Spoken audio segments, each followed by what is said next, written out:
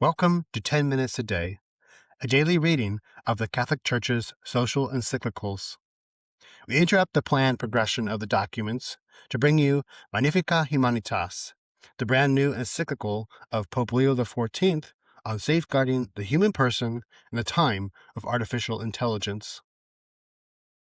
Understanding that the truth is a gift to be shared, not a possession to be monopolized, frees the Church from the temptation of seeking forms of presence based on power.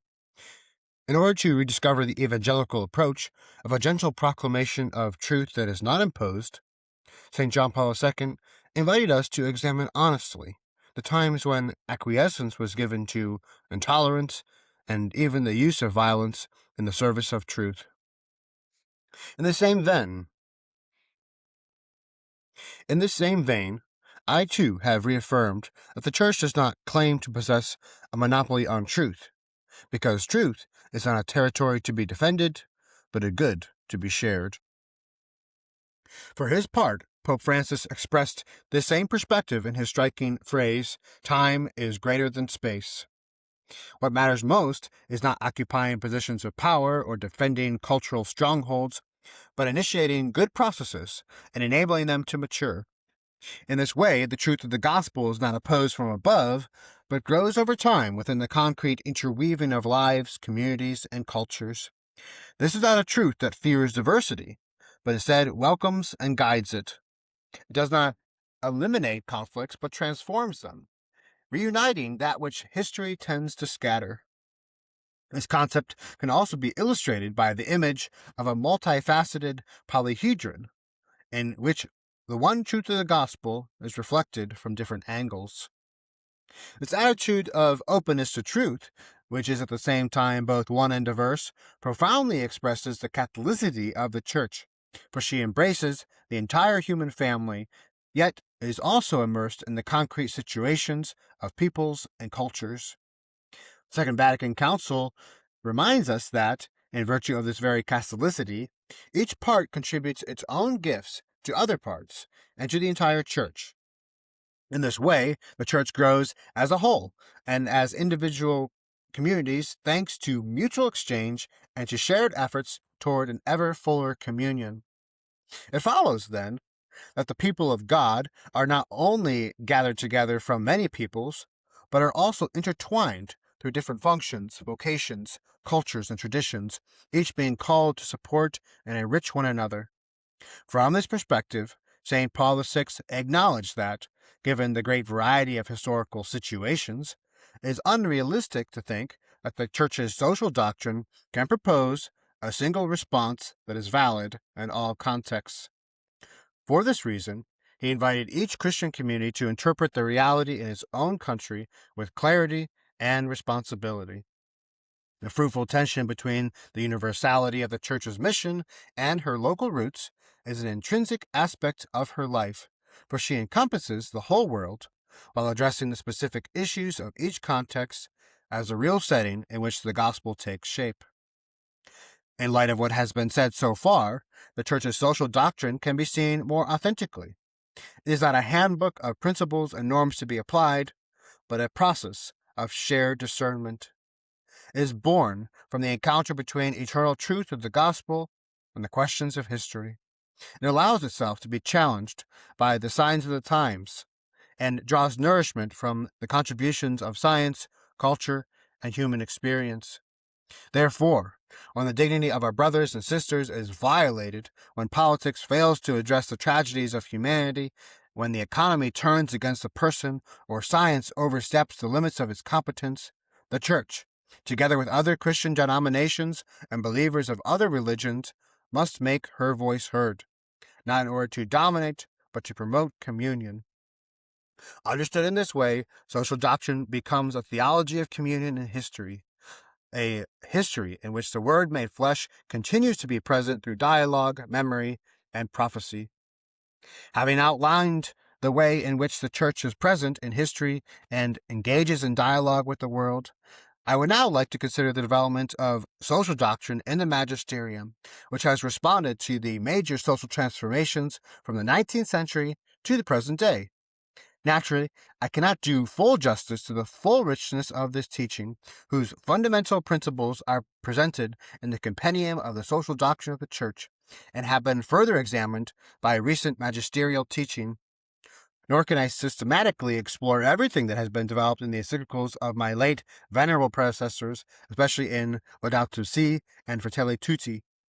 Nevertheless, I will emphasize some essential points in order to show how the present text stands in continuity with that tradition.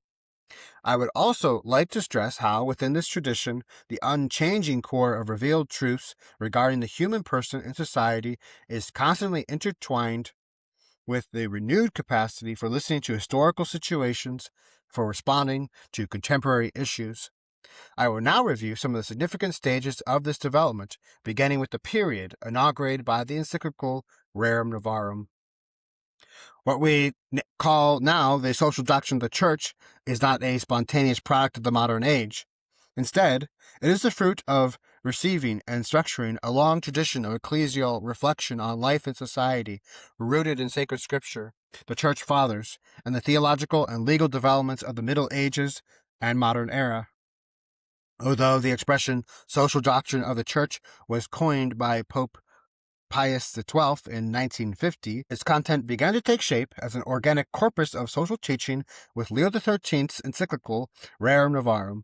Confronted with the new things of his time, the conflict between capital and labor, the question of the workforce, and economic and social transformations, Leo XIII did not limit himself merely to acknowledging the unrest, but saw these situations as an area for the Church's pastoral mission. He exposed them to rigorous discernment, illuminating their causes and possible solutions in the light of the gospel, an integral vision of the human person created in the image of God.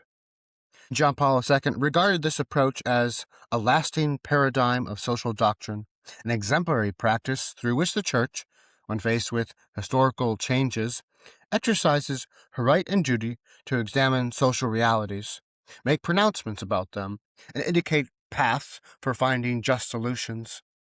In this way, the perennial contents of the faith and ancient ecclesial wisdom find expression in a living doctrine that remains faithful to the gospel while growing in response to the new things of every era.